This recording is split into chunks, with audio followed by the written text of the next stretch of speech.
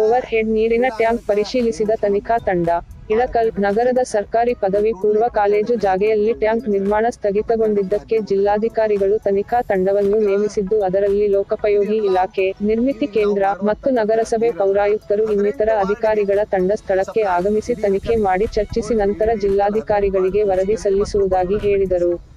ಪರಿಶೀಲನೆಗೆ ಬಂದ ತನಿಖಾ ತಂಡದ ಮುಂದೆ ಬಿಜೆಪಿ ಪಕ್ಷದ ಮುಖಂಡರು, ನಗರಸಭೆ ಕೆಲವು ಸದಸ್ಯರು ಈಗಾಗಲೇ ಈ ಟ್ಯಾಂಕ್ ನಿರ್ಮಾಣ ಕಾರ್ಯ ಮಾಡುತ್ತಿದ್ದು ಇದರಿಂದ ಸುಮಾರು 18 ವಾರ್ಡ್ಗಳಿಗೆ ಶುದ್ಧ ಕುಡಿಯುವ ನೀರು ಪೂರೈಕೆಗೆ ಅನುಕೂಲವಾಗುತ್ತದೆ. ಸರ್ಕಾರದಿಂದ ಸುಮಾರು 70 ಲಕ್ಷ ರೂಪಾಯಿ ವೆಚ್ಚವಾಗಿದ್ದು ಇಲ್ಲಿಯೇ ನೀರಿನ ಟ್ಯಾಂಕ್ ಕೆಲಸ ಪ್ರಾರಂಭಿಸುವಂತೆ ಒತ್ತಾಯಿಸಿದರು. ಕಾಂಗ್ರೆಸ್ ಪಕ್ಷದ ಮುಖಂಡರು ಮತ್ತು ಕಾಲೇಜು ಅಭಿವೃದ್ಧಿ ಸಮಿತಿಯ ಸದಸ್ಯರು ಈ ಜಾಗೆ ಕಾಲೇಜಿಗೆ ಸೇರಿದ್ದು ಇಲ್ಲಿ ಟ್ಯಾಂಕ್ ನಿರ್ಮಿಸುವುದಕ್ಕೆ ಯಾವುದೇ ಅನುಮತಿ ಇಲ್ಲ. ಟ್ಯಾಂಕ್ ಕಟ್ಟುತ್ತಿರುವುದು ಆ ಜಾಗೆ ಸರ್ಕಾರಿ ಪದವಿ ಪೂರ್ವ ಕಾಲೇಜಿಗೆ ಸಂಬಂಧಿಸಿದ ಜಾಗೆ ಇದ್ದು 6 ಎಕರೆ ಯುವಜನ ಕ್ರೀಡಾ ಮತ್ತು ಸಬಲೀಕರಣ ಇಲಾಖೆಗೆ ಬಿಟ್ಟು ಕೊಡಲಾಗಿದೆ. ಬೇರೆಯವರ ಜಾಗದಲ್ಲಿ ಇನ್ನೊಬ್ಬರು ಬಂದು ಕಟ್ಟಡ ಕಟ್ಟಿದರೆ ಹೇಗೆ ಎಂದು ಪ್ರಶ್ನಿಸಿದರು. ಮಹಿಳೆಯರು ತನಿಖಾ ತಂಡದವರ ಮುಂದೆ ನಮಗೆ ಕುಡಿಯುವುದಕ್ಕೆ ಮತ್ತು ಬಳಸಲು ನೀರಿನ ತೊಂದರೆ ಇದ್ದು ನಮಗೆ ಬೋರ್ವೆಲ್ ವ್ಯವಸ್ಥೆ ಮಾಡಿಕೊಡಿ ಎಂದು ವಿನಂತಿಸಿಕೊಂಡರು. ಇದು ಒಂದೇ ತಗೊಳಕ್ ಬರೋದಿಲ್ಲ, ಅದ್ರ ತಗೊಂಡ್ರೆ ತಪ್ಪಿಲ್ಲ. ಕ್ರೀಡಾಂಗಣ ಮಾಡ್ತಾರಲ್ಲ, ಮಾಡಲಿ, ನಮ್ದೇನು ತಪ್ಪಿಲ್ಲ. ಇದು 6 ಎಕರೆ ಇಲ್ಲಿಂದ ಸ್ಟಾರ್ಟ್ ಆಗುತ್ತೆ. ಹೈ ಟೆನ್ಷನ್ ವೈರು ಒಂದು 110 ವೈರ್ ಹೈ ಟೆನ್ಷನ್ ಕುಟಿಯಿಂದ ಇಲ್ಲಿ ಇದಕ್ಕೆ ಬಂದೈತೆ ರೀ.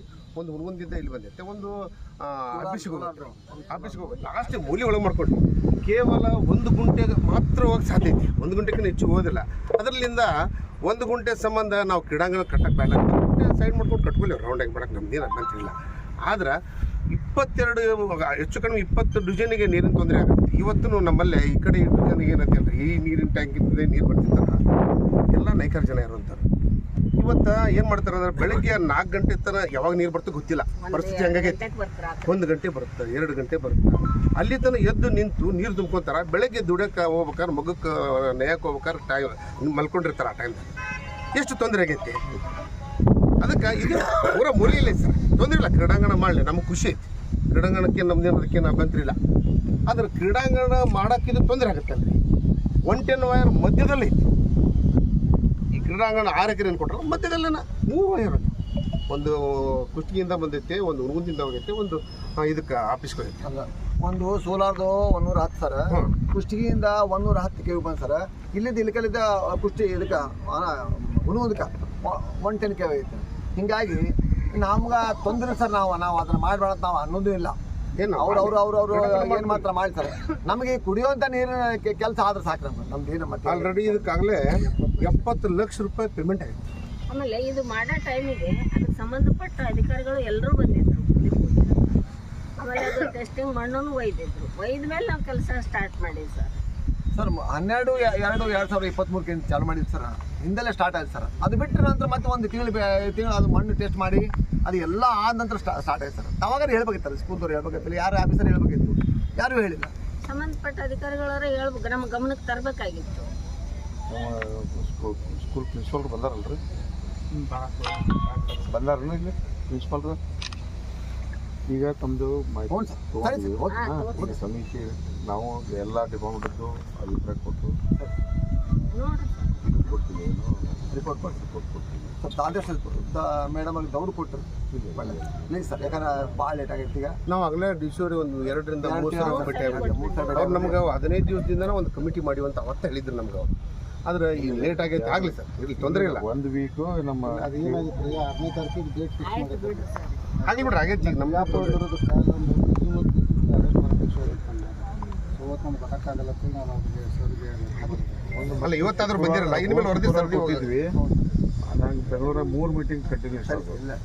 ಒಂದು ಪಿ ಡಿ ಮಿನಿಸ್ಟ್ರದು, ಮೊದಲು ನಮ್ಮದು ಸೆಕ್ರೆಟರಿ, ಪ್ರಿನ್ಸಿಪಲ್ ಸೆಕ್ರೆಟರಿ, ನಾನು ಅಲ್ಲೇ ಇದ್ದೆ. ಹಂಗೆ ಸರ್, ಏನು ತೊಂದರೆ ಇಲ್ಲ. ಈಗಂತೂ ಬಂದಿರಲ್ಲ, ಇದು ಸ್ಪಷ್ಟವಾಗಿ ಐತೆ ಸರ್. ನಿಮ್ಗೆ ಪೂರ ಮೂಲಿ ಒಳಗೆ ಐತೆ ಸರ್. ಏನು ಇರಲಿ, ನಾವೇನಕ್ಕೆ ಇರೋದು ಕಾರ್ನರ್ ಸೈಡ್, ಕಾರ್ನರ್ಗೆ ಅದು ಬಿಟ್ಟು ಬೇಕಾದ್ ಮಾಡ್ಕೊಳ್ಬೇಕು. ನಮಗೇನಿಲ್ಲ, ಆಲ್ರೆಡಿ ಆಗಿದ್ದೈತಿ, ಫೌಂಡೇಶನ್ ಆಗಿದ್ದೈತಿ. ಇಲ್ಲಿ ಆತಂದ್ರೆ ಇದು ಈ ಒಂದು 18-20 ಡಿವಿಷನಿಗೆ ನೀರಿನ ಸೌಲಭ್ಯ ನಂಬರ್ 1 ಸರ್. ಇದು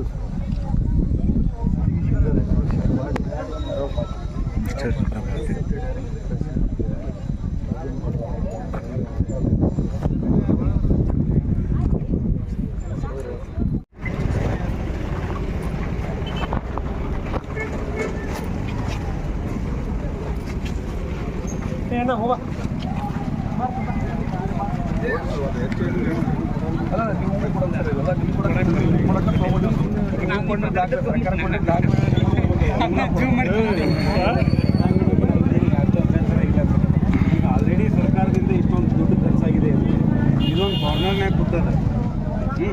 ಎಲ್ಲ ಸಾರ್ವಜನಿಕರಿಗೆ ಇದು ಯಾರ್ದು ವೈಯಕ್ತಿಕ ಯಾರ್ದು ಇದನ್ನಿಲ್ಲ.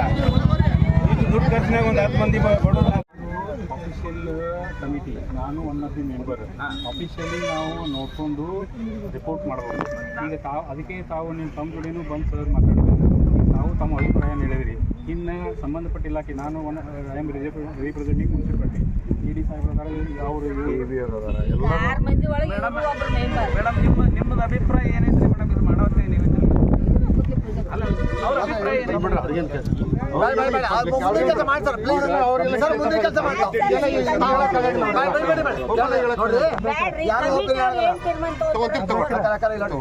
ಯಾರು ಏನು ಕೇಳಬೇಡ.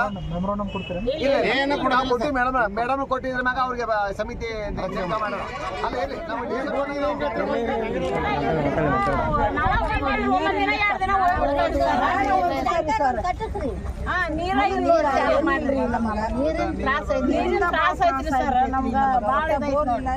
ಸಾಹೇಬ್ರ ಹೆಸರು 24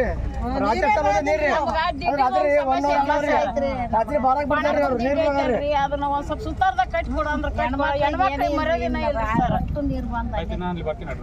ನೋಡಿ ಸರ್, ಕೆಲಸ ಮಾಡಿ ಹೆಣ್ಮಕ್ಳಿಗೆ